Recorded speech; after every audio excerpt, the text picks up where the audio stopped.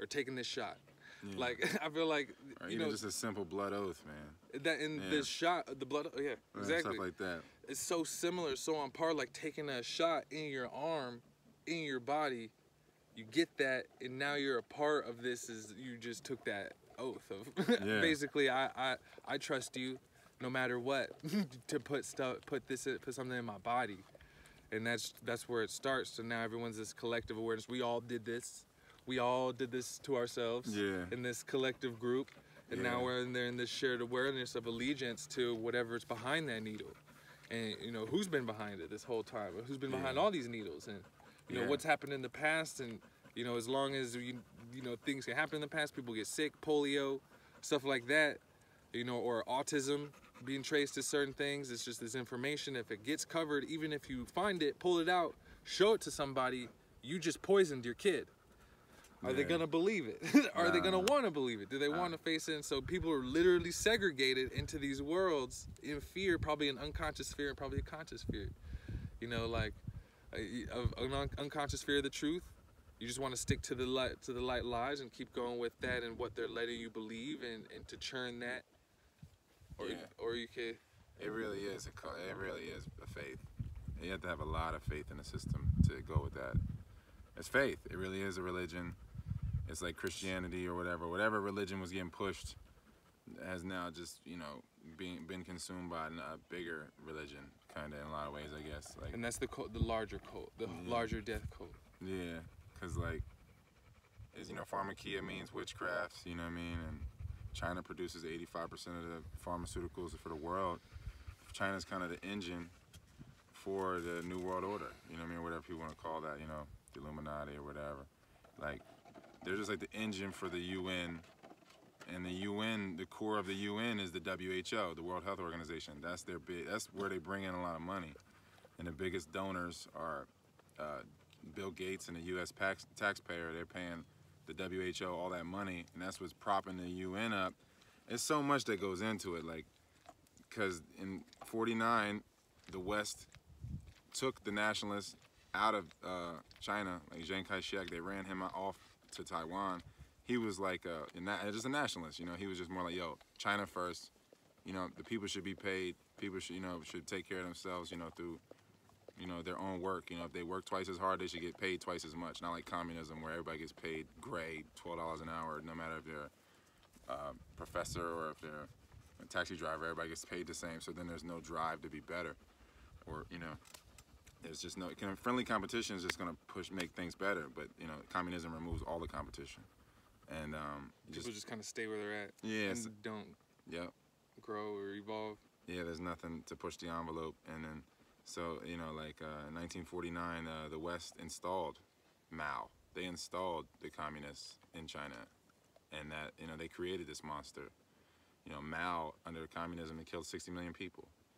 So, like, you know, that is the framework. That's the structure of the people that they're trying to build, that society for the world with the social credit score. And, you know, you have to social credit's already going on. Yeah, and if you don't have your vaccine, your credit score is going to be lower. You're not going to be able to post online. If you say certain things, you're not going to be able to access your money. You know, because it's going to be, they're going to shift everything to the Fed coin. All the dollars are going to turn into the Fed coin, and then everybody that's on Social Security, they're all going to get their Social Security in Fed coin to give Fed coin some confidence, because nobody would buy Fed coin. If it came out right now, no one would leave other cryptos for Fed coin. But if you got all the boomers and everybody that survives this, that has been paying into Social Security, that's been, you know, pretty much paying for the society to exist, when all of those people are giving their Fed coin cards and their Social Security is on a debit card that's Fed coin, then that'll give the confidence to that system. And then, you know, it'll be like using the old against us, then they use the young against us in another way. And it's just like, it's wild to see the separation, the Willie Lynch, man. Yeah, and that's huge with banking. Like, that's all I've been looking through with centralized finances, what centralizing banking has been, what's been going on, even since, you know, the legends of the Knights Templar, you know, like actually just putting together systems like, hey, we'll hold on to this for you, here's this note, you know, and then and how it just kind of evolved into this level of control that is all about keeping it the banking central around this. And, you know, people are getting into conversation about decentralizing it with other cryptos, but yeah, it seems like Fedcoin and these things, it's just how do we keep people dependent on us financially and physically into these ritual, you know, and that's just the medical tyranny, and that's what I wanted to add with just it being a faith, being a religion, the ritual, the yearly booster ritual, right? Yeah. Giving people that yearly boost, and then, you know, keeping that up. I feel like just through all these rituals of mass, you know, just mass unconscious behavior, we're just going and being taken somewhere, you know, whether or not it's, you know, it's not good or bad ultimately, but still it's like pedophilia is pedophilia. Yeah. You know, and you know, rape is rape, and just these things to where it's like would you like that? If you could avoid it, would you want to? You know, and so it's just a lot of people. I mean, and if you've taken the red pill, if you know, then you can't stop. You can't really go back, I guess. Like people talking about that a lot. Yeah. And so it's tough to just this tough shift. It's a really tough shift to make for people. Like in their way to where all this is like really not for me. You're saying, like none of this was ever to help me out. It was really just to siphon my energy the whole time for me and my family, and it's just so dark to even be able to digest that. I don't think people have the stomach for it. I guess it's like, I mean, you got to just get in touch with your own darkness, then you can see like your own evil or rage, and then you can see it in other people, I guess, and then you're like, oh wow, yeah, it's possible. You know what I mean? I guess that's not, I mean, the only way I could think, you know. Wow. I can, because I feel like, you know, I just tap into that part of me, and I can see the agenda. I'm just like, oh yeah, this is, you know, if I was to operate from this place 24/7, what would I think? How would I be? How would I be feeling? And it's like, oh, this all makes sense. This all makes total sense. But I guess if, you know, you never step outside your own mind, then it's just like or your, you know, your own concept of yourself or whatever, then you're never gonna ever explore those parts of yourself, because then, you know, it's like a wall. You put that wall up within yourself, and then you're like firewalled.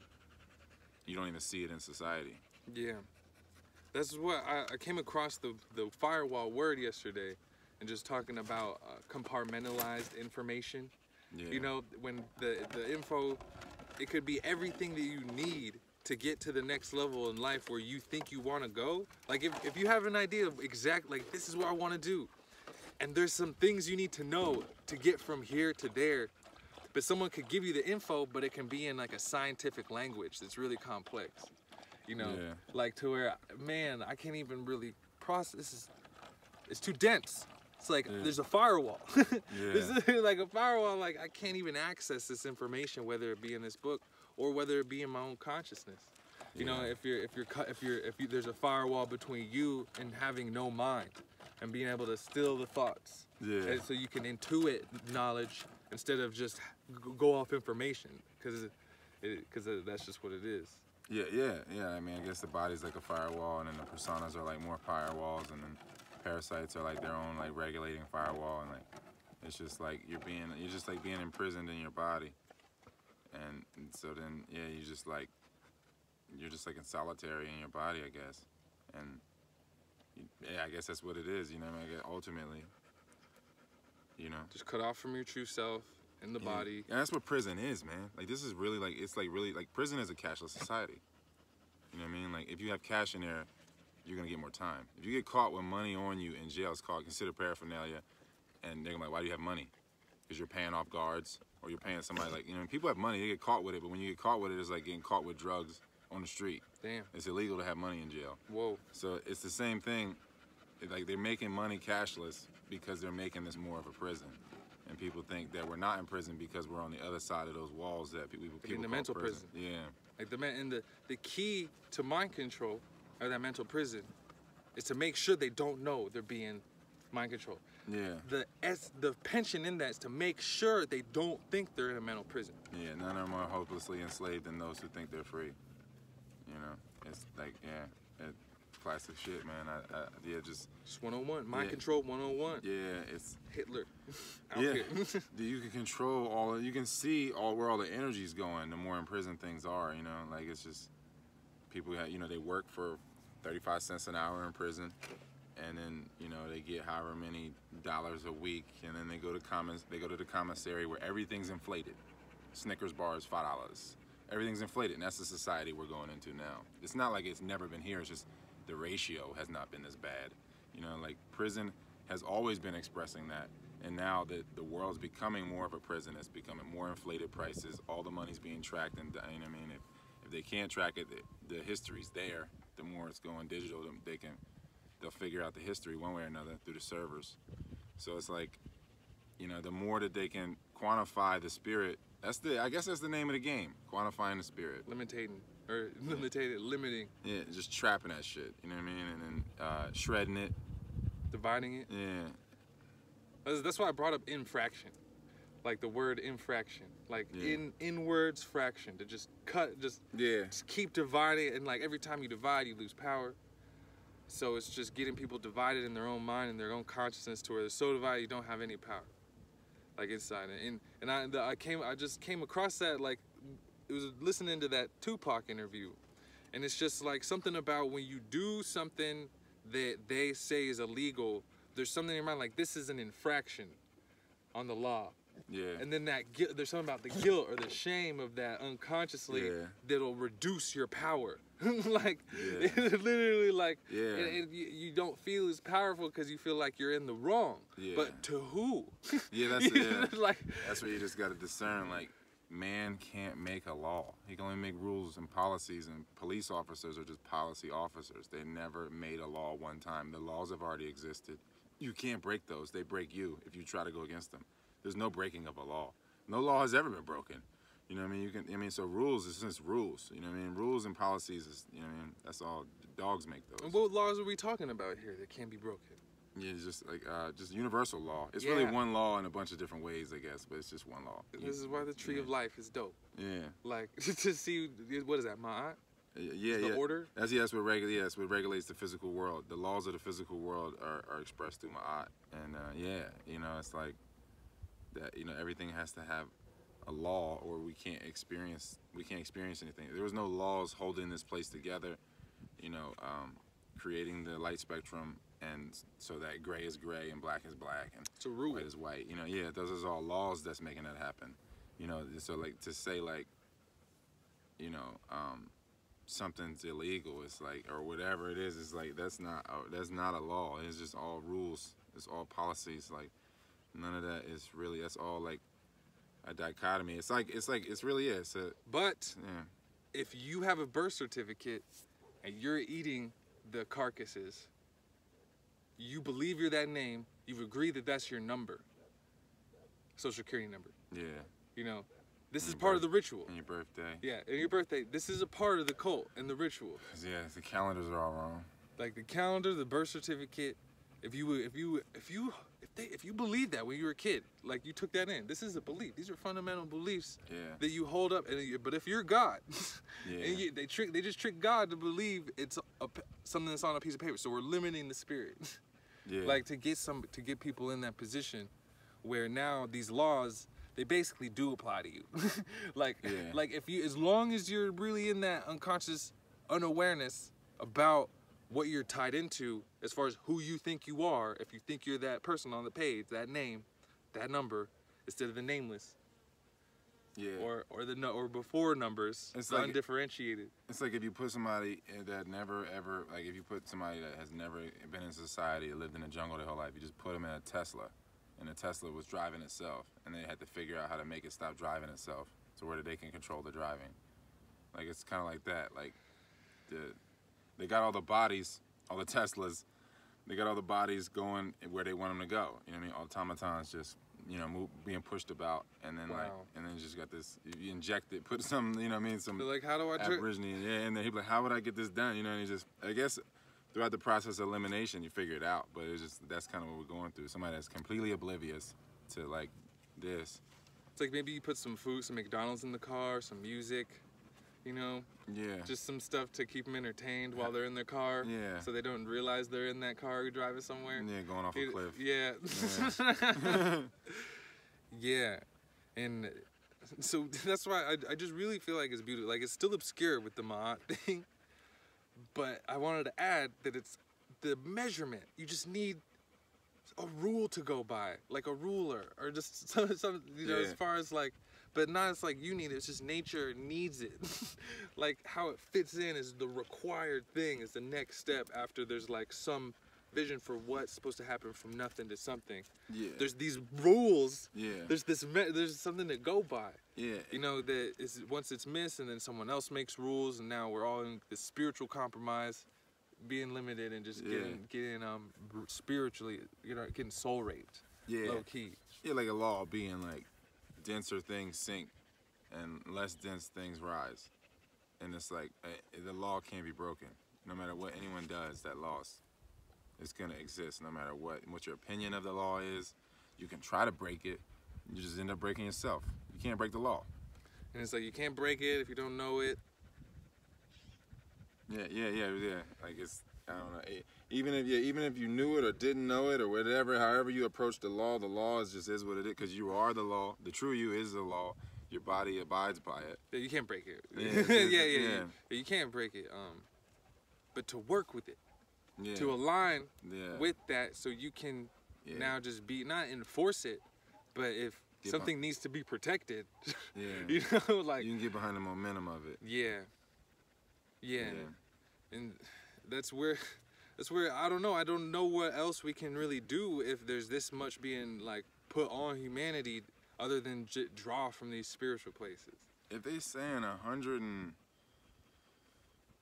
330, 340 million people in America that are America, but they're saying half of them got the vaccine.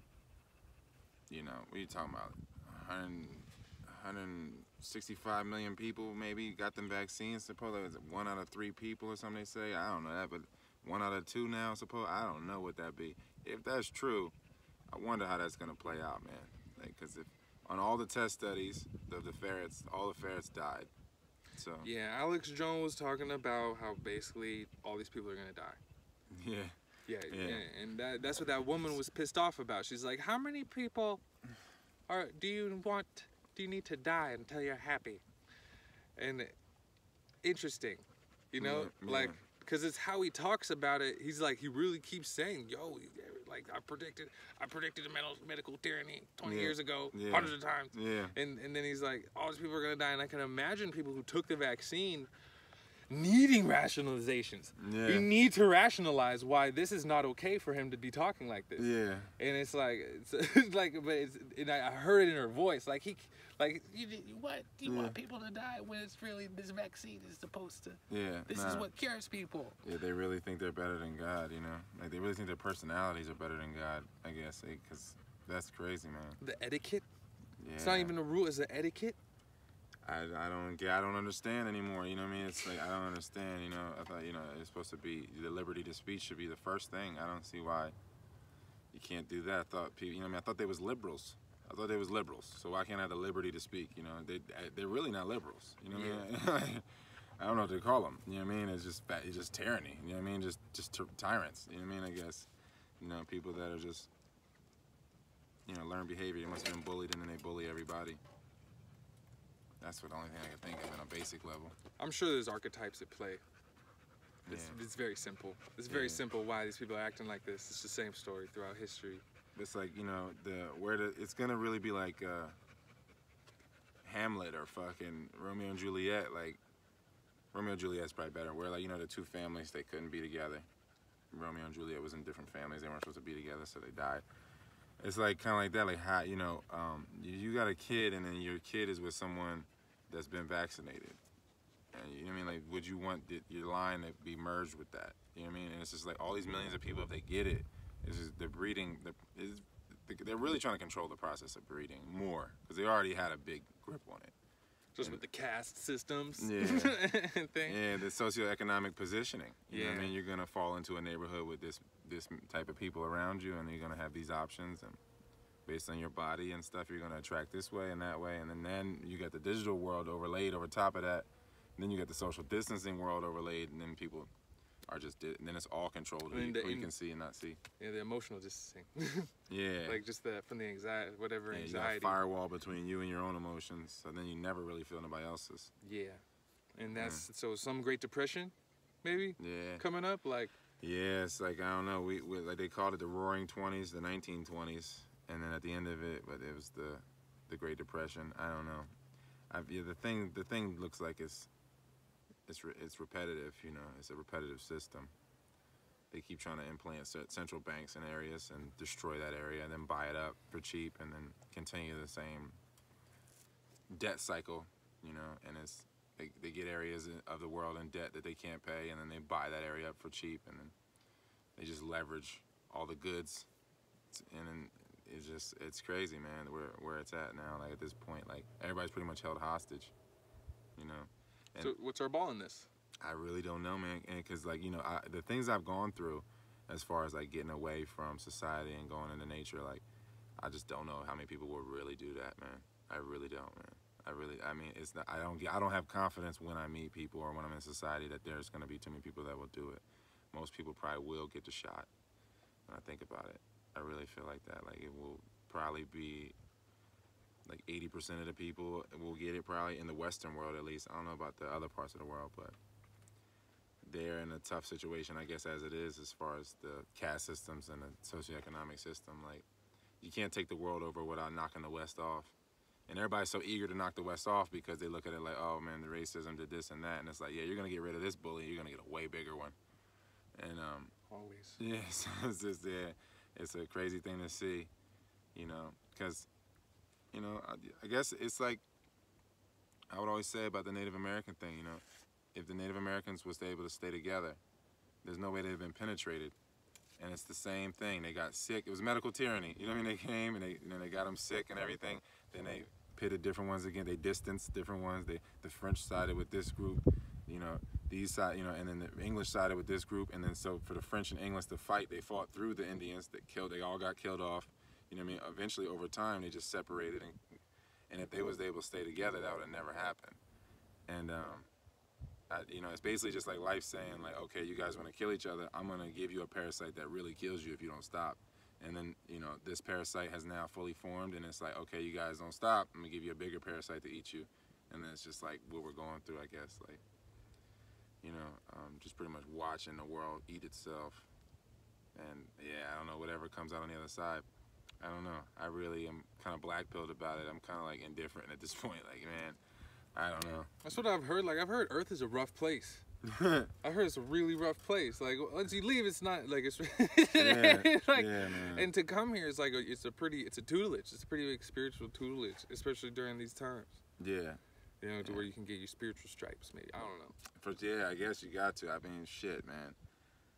At this point, man, it's like I don't know what keeps. I don't know why this thing is still even going. I don't even know how it even can. You know what I mean? At this point, I just don't. It's just such the same song and dance. The more history I do, the more I can see into the future. And then it's like, ah, oh, fuck, man. I guess you know. You just stay in the moment. But it's hard to like the Wahoo Ching said, like, don't be attached to circumstances, but don't forego awareness of them. And it's like, I can't act like this is not happening. Yeah, I mean, just to be aware of it.